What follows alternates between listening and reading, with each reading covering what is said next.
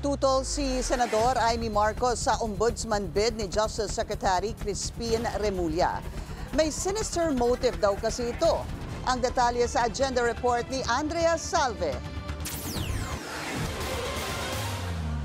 Booking na raw ni Presidential Sister at Senator Amy Marcos ang plano ng kasalukuyang administrasyon na tuluyang alisin sa political landscape si Vice President Sara Duterte sa 2028 presidential elections. Ang ombudsman application ni Justice Secretary Jesus Crispin Remulla plan C na raw matapos mabigo sa unang dalawang pagsubok.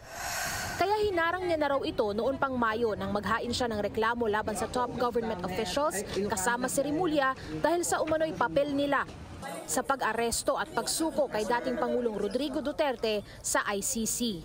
Napakasimple ng mga pangyayari diyan, nagkakagulo sa ombudsman dahil hindi sila nagtagumpay sa PI. Hindi rin sila umobra sa impeachment. Kaya narito na tayo ngayon. Ipipilit nila na si Boying maging ombudsman para ipakulong si VP Inday Sara.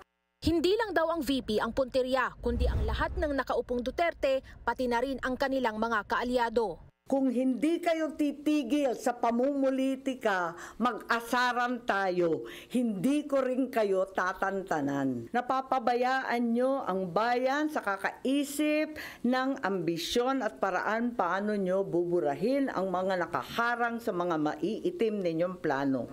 Nasa 2028 na kayo. 2026 pa lang. Sa kanyang pagharap sa Judicial and Bar Council sa huling araw ng interview sa Ombudsman applicants, iginiit naman ng kalihim na hindi niya gagamiting political tool ang Office of the Ombudsman sakaling siya ang maupo. The Ombudsman has to be fair. Sa akin naman, it has to be fair. Hindi naman dapat weaponized. It should never be weaponized. Wala pa raw siyang JBC clearance sa kanyang ombudsman bid at nananatiling pending ang mga reklamong inihain ni Senator Amy. Pero maghahain daw siya ng motion para agad itong iparesolve. Hindi na rin pinatulan ni Remulla ang sinabi ng senadora na kasalukuyang nakararanas ng tremendous pressure at enormous bribes si Acting Ombudsman Dante Vargas para ibasura ang mga reklamo. Para sa agenda, Andrea Salve, Billionaire News Channel.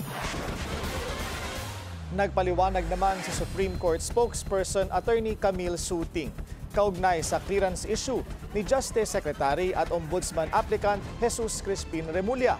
Ayon kay Ting, may ilang linggo pa ang kalihim para magpasa ng clearance bago ang final deliberations ng JBC. Maliban kay Remulla, wala pa ring clearance si PCSO Chairperson Felix Reyes. May pending complaint si Remulla dahil sa pag-aresto kay FPRRD. Hindi naman idinetalye ang reklamo laban kay Reyes. Because the ombudsman himself or herself is the one who's prosecuting and investigating our government officials. One of the qualifications is probity, so that means dapat of good moral standing and of good moral character sila.